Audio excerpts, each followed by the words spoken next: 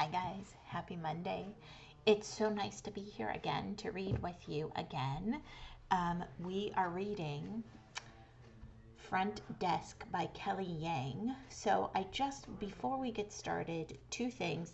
The first is I want to say hello to my friend Colin, who from fourth grade, who sent me an email last week, and it was so nice to hear from you. If you would like to send me an email to say hello, here's my email address. It's alival@douglasps.net. I would love to hear from you. Drop me a line, say hello.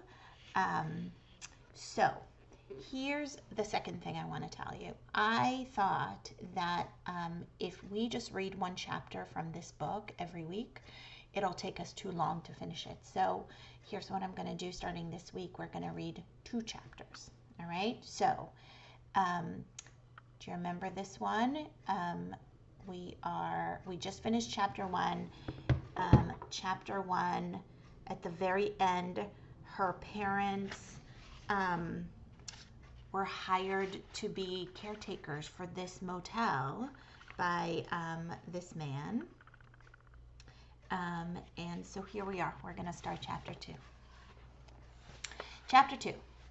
The Cala Vista. Oh, by the way, if you guys want to color while I'm reading, remember I told you that last week, that that's what we do when we listen to our audiobooks, my boys and I.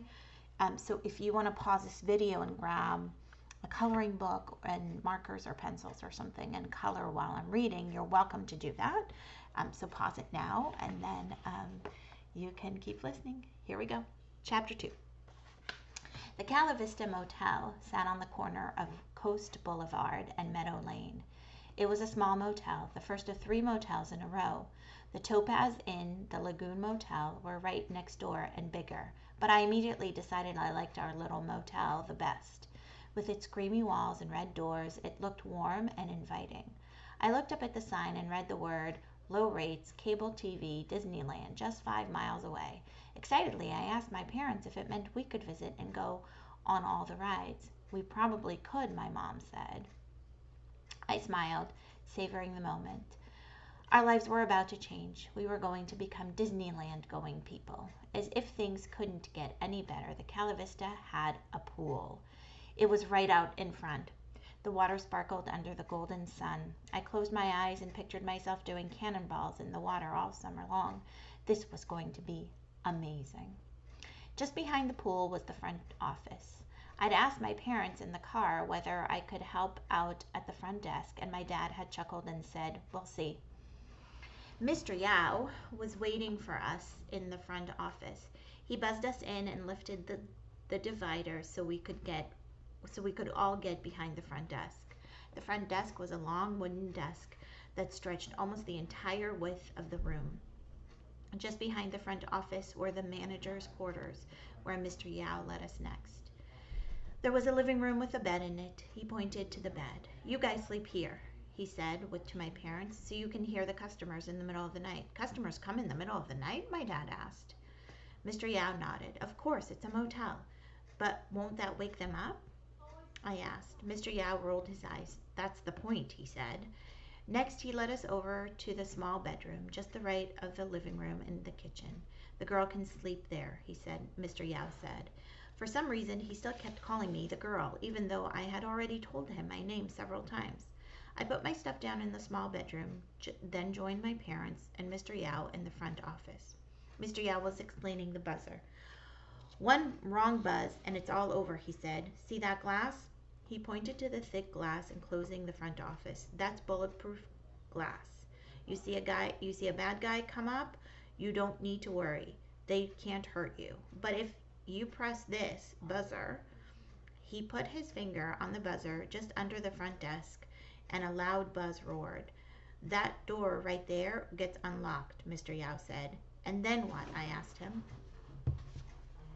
"Then he's inside," Mr. Yao said.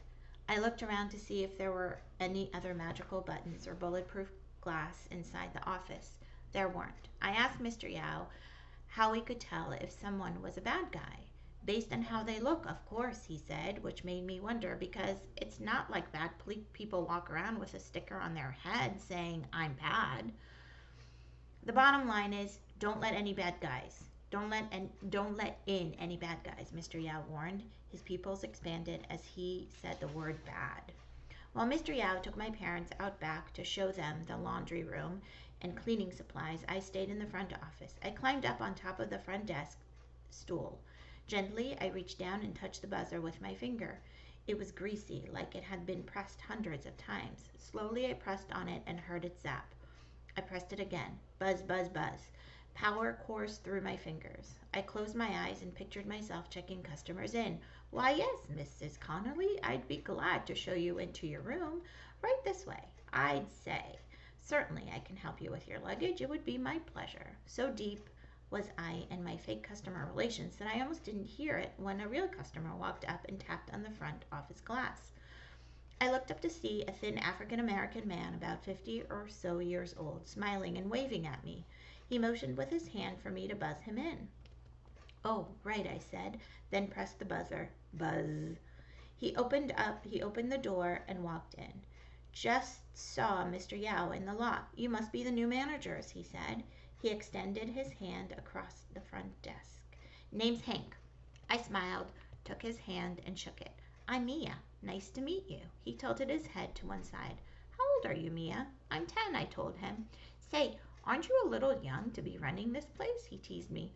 I laughed. I liked Hank immediately. I'm helping my parents, I told him. What about you? Do you live here? Sure do, he said, and pointed to one of the rooms. That's mine. Right there, number 12. Hank informed me that he wasn't a regular customer,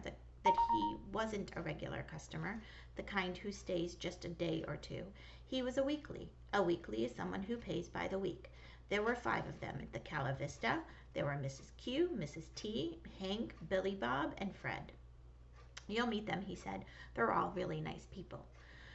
I smiled. Do you like living here? I asked. Oh, yeah, he said. Well, except for Mr. Yao. Everyone hates Mr. Yao. Really? I asked him. He seems all right. Intense, but all right. Hank snorted. Trust me, he's anything but all right. Before I could ask Hank what he meant by that, the back door cracked open and my parents and Mr. Yao came back in. When I turned around, Hank was gone. Chapter 3. Sign here on the dotted line, Mr. Yao said to my parents, presenting them with an enormous employment contract 6 pages long. My parents beamed as they proudly signed their names. Mr. Yao took the signed employment contract and stuffed it into his bag. Thank you so much, Mr. Yao, for giving us this opportunity, my father said. You don't know how much it means to us. He got choked up as he said the words. We promise we'll take good care of your motel, my mom added. We won't let you down. Mr. Yao nodded and held up the manager's keys to the motel. As my parents reached for the keys, he held them just out of reach. Everything that happens in this motel is your responsibility. You understand? He asked. Something breaks, you have to pay for it. My parents nodded. Under no circumstances are you to ever leave the motel unattended. Ever. One of you must always stay behind. Again, my parents nodded eagerly, even though I was thinking, wait, what? I can't go out with both my parents at the same time? But what about Disneyland? But it was condition number 3 that really made my jaw drop. Mr. Yao turned to me. You can't use the pool, kid, he said. Why not? I asked. If you use the pool, then all the customers will want to use the pool. So think of all the water and towels they'll be wasting, he said. It's not good for the environment. I frowned at him. Somehow I doubted this was about the environment. She understands you won't use the pool, will you, Mia? My mother shook her head at me. I glanced at my mom at the desperation in her eyes. Okay, I said.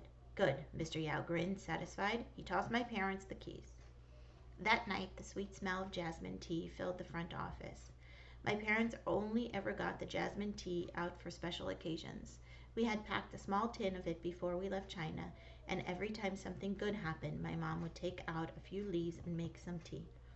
I guess not a lot of good things had happened because there was still quite a lot left.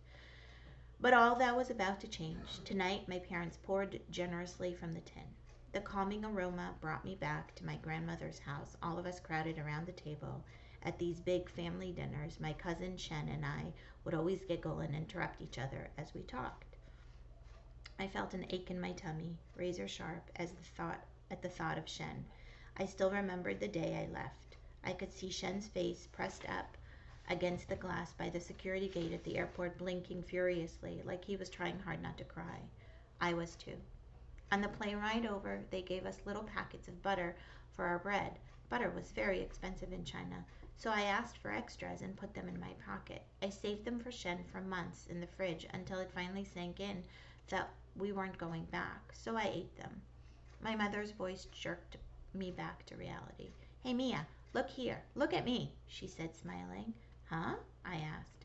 I looked up to see my mother crouching in front of the front desk, holding her hand up like she was going to take a picture. It's this thing she does. My mom says it's important to take pictures of nice moments in life, even if it's just in your head. As my mom pressed down on her pretend camera, my dad and I sat straight and gave her our very best smiles. "Eggplant," she said in Chinese, and I giggled because even though that's what people in China said whenever someone took pictures, it was funny hearing it in America. As my parents unpacked, I slipped out the back to find Hank.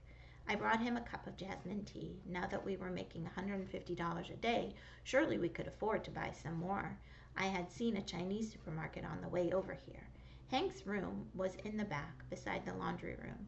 There was a pot of cherry tomato plants in front of his room. I knocked on the door.